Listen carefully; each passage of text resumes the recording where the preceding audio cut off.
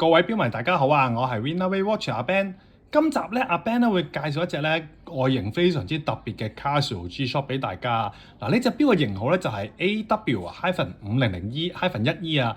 嗱，佢個外形咧就非常之特別啦，一個正圓形嘅設計啦。咁啊成個造型咧個感覺咧好似一隻飛碟咁樣嘅感覺啊。咁呢隻咧係第一隻 Casio 嘅行針跳字款，呢隻係復古款嚟嘅。咁呢隻錶嘅 size 咧，直徑咧就47.7mm， 甩 to 甩咧就55.2啊，厚度方面咧就係14.7mm啊，重量咧就58個 gram。嗱，用咗呢個樹脂錶帶。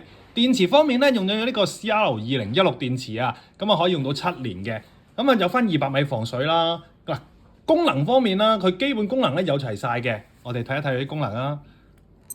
嗱，有呢個平時睇時間呢個功能啦，跟住有鬧鐘、計時、兩地時間嗱，咁咧同埋咧可以顯示翻個星期日曆嘅。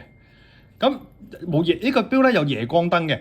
嗱，夜光燈咧喺右下角呢個位啊，我哋會見到個 digital 位嗰度咧有個夜光燈嘅，同埋咧個指針嘅前端咧同埋個 index 位置咧都有個夜光嘅效果嘅。嗱，大家見唔見到做咗個夜光字喺度嘅？指針嘅前端嗰度都有。嗱，價錢方面啦，呢隻錶咧，我哋而家做緊特價，498蚊，498蚊。有興趣嘅朋友咧，咁直接上嚟我哋門市度睇下啦。今集嘅介紹去到呢度，我哋下集再見，拜拜。